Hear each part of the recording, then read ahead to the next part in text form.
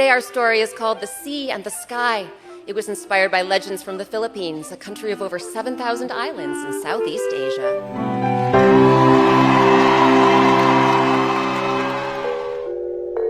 Long, long ago, in the very beginning of things, the world was just sea. Did somebody say my name? And sky. Pretty sure she did. I'm thinking this story must be about us. Ooh, I can't wait to hear what happened, Sky. Neither can I, see. Back in those days, sea and sky were the best of friends. Just like you probably do with your best friends. Sea and sky played games. I spy with my little eye something blue. Is it me? Yeah, and me too.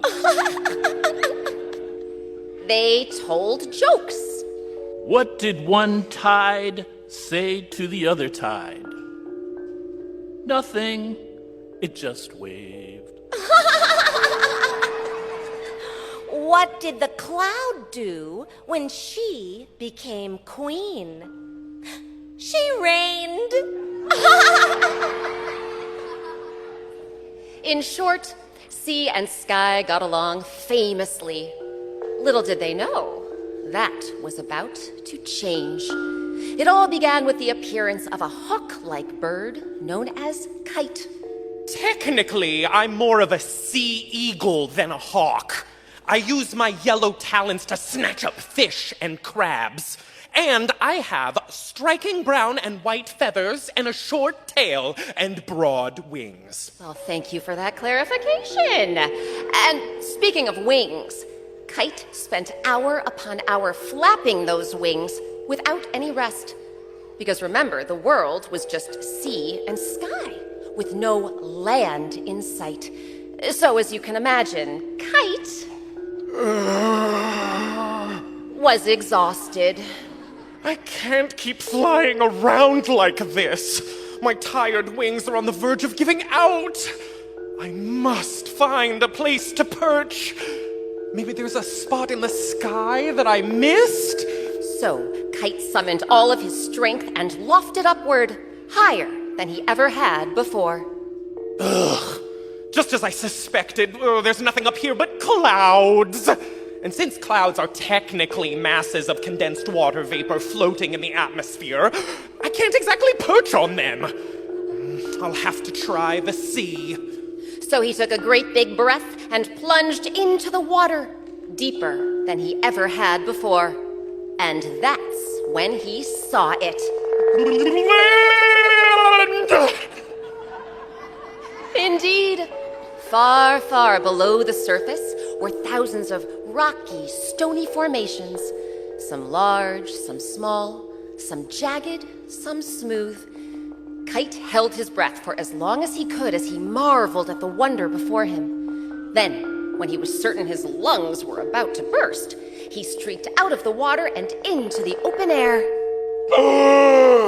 Land! I saw land! I mean, land is technically any part of the Earth's surface that isn't covered by a body of water. And this land is most definitely covered.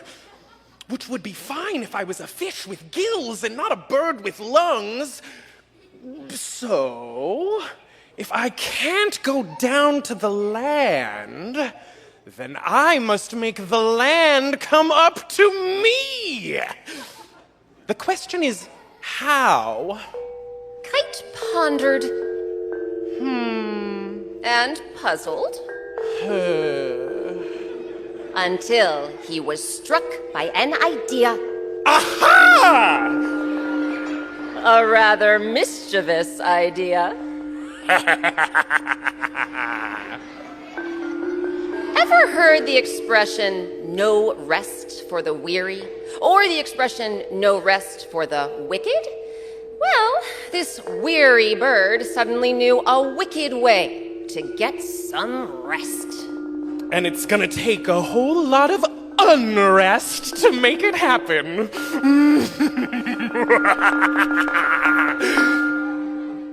He got an idea. Kite knew that sea and sky were the best of friends, so he decided he would use their friendship to his advantage. Sailing over the water one day, he called out to sea. Hey, sea! Sea? Yes, Kite. What can I do for you? Actually, I believe it's I who can do something for you.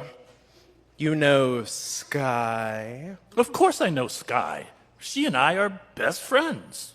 That's not what she said. What do you mean? What did she say? Some awfully mean things, truth be told. I shouldn't repeat them. Yes, you should. What did Sky say? Well, for starters, she said that you are a useless body of salt water.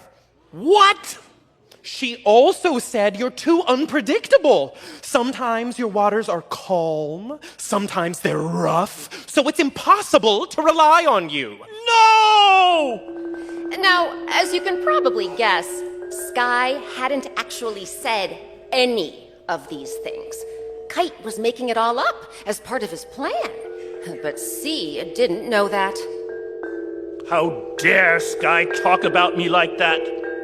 I'll show that high and mighty blowhard just how unpredictable I truly can be. Sea let out a roar and began to bubble and churn. His waters turned a deep black blue as he sent wave after foam-topped wave crashing upwards, directly towards Sky. Sky, meanwhile, was confused and concerned. But before she could ask Sea what was troubling him, who should come flying by? Hey there, Sky. But Kite. How's it going? Not so great, if you must know. Look at Sea. My friend is in a terrible mood. Your friend? A friend is technically someone who trusts and respects you. You think C is really your friend? Well, of course he's my friend. We have a great relationship. That's not what he said. What do you mean? What did he say? Oh, you know, only that you're a worthless expanse of nothingness. What? He also said you're too temperamental. Sometimes you're bright and clear, sometimes you're gray and stormy, so no one can count on you. No! As you've probably figured out, Sea hadn't said any of these things. Kite made them all up as part of his devious plan. But Sky didn't know that. How dare Sea say such things about me? I'll show that bubbling body of salt water just how temperamental I truly am. Sky turned black as night and released a crash of thunder. Then she summoned gust after gust of powerful wind and sent the gales surging downward, directly towards Sea. The winds pushed against Sea's frothy waves and sent the water spraying every which way, including up. Oh, nice trick, Sky. Trying to show me how powerful you are? I don't need to try, Sea. I'm far more powerful than you'll ever be.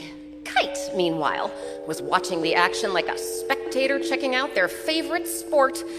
Of course, he had to keep flitting around in order to avoid getting soaked or swept away, but his dark eyes sparkled with joy. This is exactly what I hoped would happen. Sky is blowing Sea's water all over the place, and then she's sucking it up to make clouds.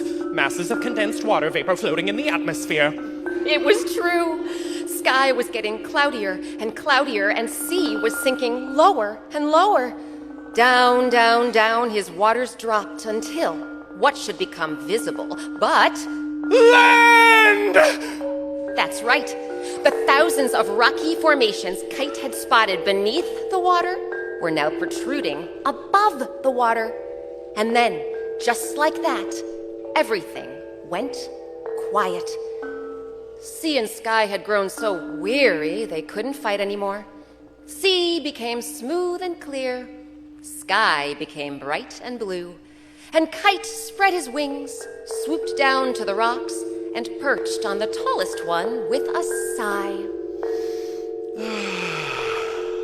At last, a place to rest. And what a beautiful place it was. Where once there was nothing but water, there were now thousands upon thousands of islands, full of rugged mountains, rolling hills, and wide open valleys. We now know these 7,641 islands as the Philippines, and it was on one of these islands that Kite built his nest.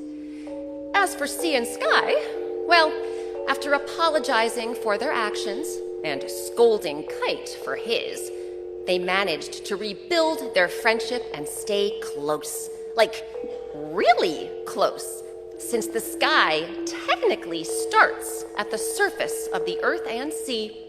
Wait, it does? Yes, technically it does. And so, now that Sea and Sky were back to being the best of friends, the pair made a solemn vow. They would always be honest with each other, faithful and steadfast and true. And what's more, they would never let the wicked actions of a weary bird come between them again.